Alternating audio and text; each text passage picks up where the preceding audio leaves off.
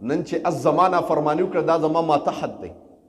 نو ما ته پته ولګېده چې ما هم د الله چېرته نافرماني کړې دې زما نافرمانه شو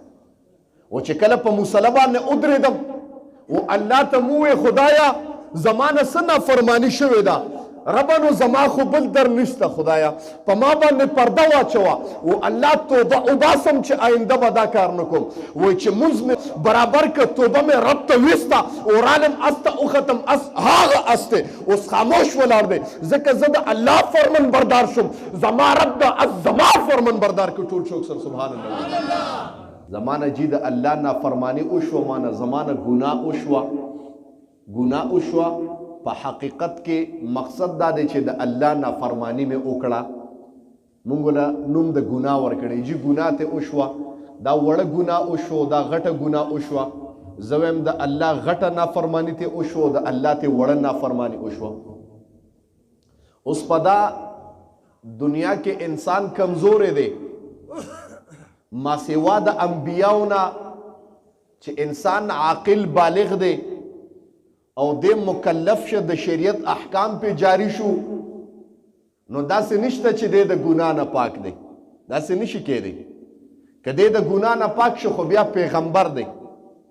پیغمبر نه ګناه نه کیږي او خامخا انسان د ګناه به کیږي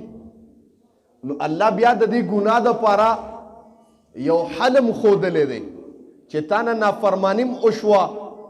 نو د هغې الله یو طریقه م خودلې ده و هغه طریقه دا د الله وی چې تا نه څنګه نافرمانی وشوه نو ډایرک زما رب طرف ته رجوع وکړه او ما ته لاسونه اوچت کا او دا ووایه خدایا زما د توبې بیا به دا کار نه کومه نو علما کرام فرمایي که د یو انسان ګناونه دومره ګناونه چې د ځمکه او دا اسمانونه د دې دا ټوله خلا را ډکه شي د ګناونو نه او یو کرت الله ته وای چې خدای زنیم پوه شوی ما معاف کا زما رب دا ټول ګناونه ولا معاف کوم د ما محترم الله داسې ذات دی نو اوس توبه به څوک باسي د ما محترم مونږ خو ګناونه کوو او هلکه زه به ته یو خبر وکړم توبه هغه سړی وباسي چې هغه ووایي چې یاره جي زه ګناه کومه نو هغه به توبه وباسي خبرې ته توجه کوئ د ما محترم توبه به هغه انسان وباسي چې هغه وایي زه ګناه کوم جي زمانه جی درب نافرمانی کیږي نو زمو ستا ذهن څنګه جوړ دی موږ په ګناه دومره اموخته شوي یو چې نن ماته ګناه نه ښکاره کیږي زما محترمو تاسو ته پته زه دا ویم نه چې دا ګناه ده اوس یو سړی که دروغ وایي په عرف کې تاسو وګورئ هغه دروغ داسې صفایې سره وایي یاره جی زما کاروبار دې سره ریلیټډ دی زما کاروبار بغیر د دې نه کیږي دا زموږ خبرې دي جی نو دروغ وته ګناه نه وي یو انسان غیبت کوي په دې باندې اموخته دی هغه ته دا غیبت ګناه نه ښکاري نو توبه به څه وباسي یو انسان سود کوي په دنیا کې اوس هغه ته دا سود ګناه نه ښکاري نو توبه به څه وباسي دته دا پته نشته چې دا زه ډایرکټ الله له د جنګ چیلنج ورکوم چې خدایه ما سره جنګ وکړه نو اوس هغه ته که دا ښکاره کېده نو خو بیا به ټیک وکنه بیا به د توبه ایستې وه یو انسان ګیره خوري او په دا باندې ده ته و چې الله زه دا ګناه کومه نو که ده ته دا ګناه ښکارېده نو توبه به ایستې وه نو اوس ګناه نه ښکاري نو توبه به د کوم دی نه وباسم چې ګناه ما ته ښکاره شو د ما محترمو دا زه چې کوم معصیت کوم دا د الله نافرماني ده تا ته داسې پته ولګېده بیا به ته به توبې والا کاتې ته هله اماده کېږي چې ته ووایې چې الله دا زما نه ګناه کېږي خدایه دا زما نه نافرماني کېږي الله نو الله به ته بیا توبه وباسي د ما محترم او زه تاسو ته د نبی علیه صلات وسلام مبارک خبره کوم او مونږ تاسو که وګورو د ګناه بیا یو وبال هم ویم په دنیا کې چې انسان د الله نافرمانه شي د معصیت کوي معصیت پیژنې ما وایي ګناه ته وایي د الله نافرمانه شو نو الله وایي ستا چې کوم ماتحت دي نو دا به ستا نافرمانه شي یو انسان د پلار دی د الله نافرمانه شي ګناهونه شروع کړو نو بچي به د ده نافرمانه شي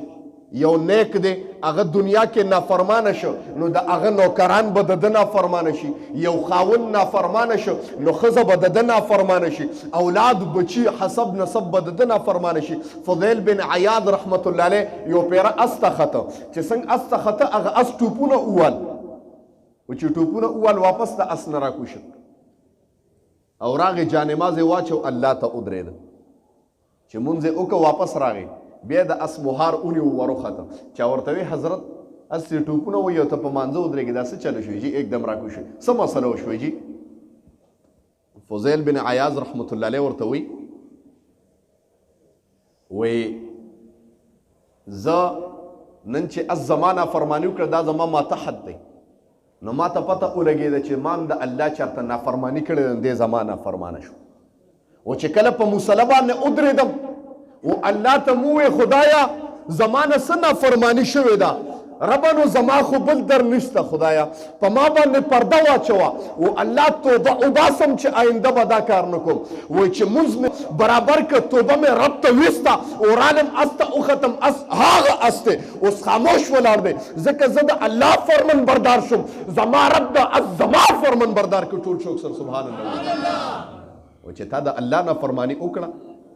نو دا بچی او دا مخلوق چې کوم ستا ما ته حد دی الله به دا ستا نافرمانه کي بیا خلک اکثر پلاران نشي یره جي زما بچی نافرمانی کوي جي بچی جي ما ته نیغيږي نو زم ته به الله ته نیغيږي نو بچی به تا ته نیغيږي ته به د الله نافرمانه نو بچی به ستا نافرمانی د ما محترم ته د الله سره کنټیک برابر کا د الله سره ربط برابر کا د دې بچی به تا سره ربط برابر شي ته د الله د حکمونو فرمانبرداري وکړه دا بچی به ستا د حکمونو فرمانبرداري کوي زما محترم او داسې نشي کېدی چې ګنې ته د ګناهونه کې بنداس او ته دا تمه کې چې دا مخلوق به زما قدر کوي داسې نشي کېدی ښه چې ستا په زړه کې د الله قدرداني نه وه د دې مخلوق په زړه کې ستا قدرداني راتلی نشي دا د مانه کلمه وره دا خبره یاد ساته او هر سړي ته به د خپل نفس او د خپل ځان پته لګېږي زما محترم